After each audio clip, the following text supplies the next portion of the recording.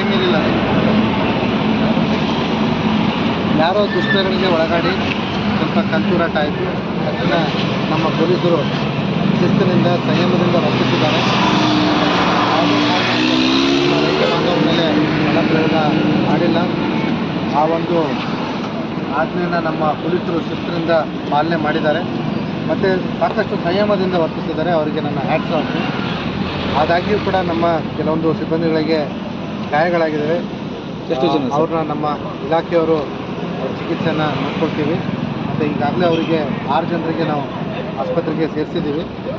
ಅದನ್ನು ಬಿಟ್ಟು ಬೇರೆ ನಮ್ಮ ವೆಹಿಕಲ್ಗಳು ಏನು ಡ್ಯಾಮೇಜ್ ಆಗಿದೆಯೋ ಅದನ್ನು ನಾವು ಅಸೆಸ್ ಮಾಡ್ತೀವಿ. ಸರ್, ಈಗ ಸದ್ಯ ಸ್ಥಳದಲ್ಲಿ ಈಗ ಶಾಂತವಾಗಿ ನಾವು ನೋಡ್ತಾ ಇದ್ದೀರಿ. ಆಲ್ರೆಡಿ ಇಲ್ಲಿ ಸೇರ್ತಕ್ಕಂಥ ಜನರು ಇಲ್ಲಿಂದ ಡಿಸ್ಪರ್ಸ್ ಆಗಿದ್ದಾರೆ.